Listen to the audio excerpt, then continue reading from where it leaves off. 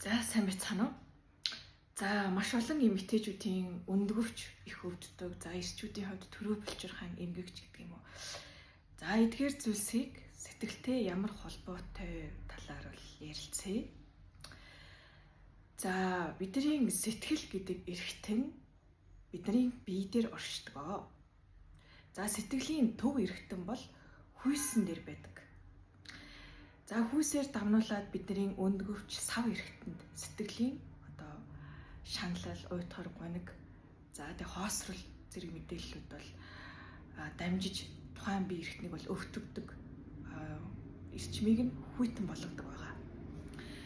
За сэтгэл хоосрол гэдэг сэтгэлийн эмгэгч гэж хэлж болохоор энэ зүйл маань бидний өндгөвчийг бол гэмтээдэг байгаа. За сэтгэл хоосрол гэдэг бол за сансан үйл хэрэг нь зүтгэлээр нь болохгүй байх, хүсэл зоригоороо амьдрахгүй байх, за санаа алдах, шүүс алдагч гэдэг юм уу. За хичээгээд байхад болохгүй, ажил нь бүтэмжгүй. За тэгээд ийм хоосролтой, сэтгэлийн хоосролтой. За үүний цаана бол таны өндгөвч хөрөх, хүйтэн болох, эсэх нь үйл ажиллагаа доголдох, эсэх нь тоо багасах, үйл ажиллагаа нь идэвхгүй байх ч гэдэг юм уу. Ийм шинж тэмдэг, ийм шинж чанарууд бол үүсдэг байх нь л дээ. За тэгээ маш олон эмэгтэйчүүдийн өндгөвч өвдөж байна. За өндгөвч нь хүйтэн байна. За бид нар хүслээрээ амьдрахгүй байна. Зоригтой байхгүй байна. Тэмүүлэлтэй байхгүй байна. За хэрвээ бид нар өөрийнхөө дотоод тэр хүсэл зорилгыг сонсож аваад түүнийхээ төлөө зүтгэх юм бол бидний энэ сэтгэл гэдэг эрхтэн маань баясан, жарган, цэнгэн. За тэгж чадахгүйгаас болоод бидний бие бол өвдөж байна. За тэгээд дуртай зүйлээ хийх, өөрийгөө гээж хаяхгүй байх.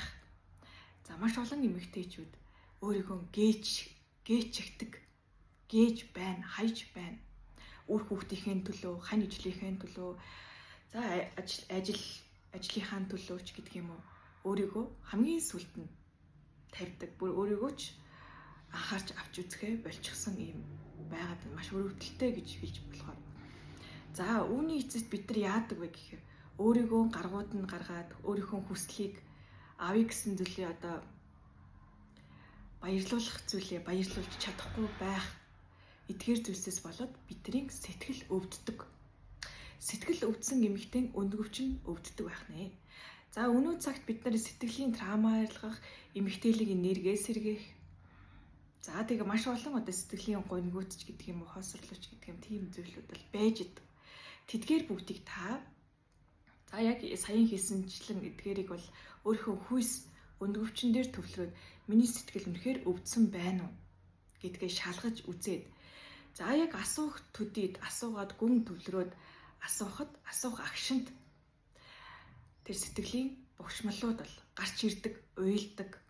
Тэр гансарсан, ганхирсан, сансан, битгэрсэн, за тэгээд уйтгарын, гонигийн тэр мэдээллүүд гарч ирж таны тэр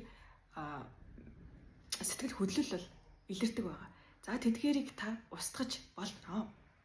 За өндгөвчн дээр сэтгэлийн хоосрлоо мэдэрч чадаад за энэ ийм шалтгааны учраас ингэсэн учраас би сэтгэл хоосрсон байна. Би өөрийгөө хайсан учраас, гээсэн учраас, өөрийгөө үл тоосон учраас сэтгэлийн хоосролд орчихжээ. Хүслээр амьдрсангүй гэдгээ мэдэж авсныхаа дараагаар тэр дутагдсан байгаа хайраа, дутагдсан байгаа урам зоригоо, дутагдаад байсан хань, дутагдаад байсан тэр түшиг, дутагдаад байсан тэр өмг. За тэр хайр инэрлээ өөртөө өгөөд үз. За тэгж чадваас тэгж угаасаа та чадна. Тэгэхэд таны сэтгэлийн хоосрол, сэтгэлийн гониг, сэтгэлийн тэр зовлонгууд арилах болно. Сэтгэл бол маш их хайр, инэрл, гал дүүрэн байх учиртай байдаг. За өөртөө та өөрийнхөө бие сэтгэлийг хайраар дүүргэж чадаагүй учраас бусдаас хайр, инэрл, илбэрэл, түшиг, өмг бол хүсдэг. За бид нар бол бас сэтгэлийн амтаанч гэж ярьдаг. За тэгвэл дутагдсан байгаа тэр сэтгэлийн хайр, инэрлээ, сэтгэлийн өмг, түшгээ өөртөө өгөөд үзээрэй.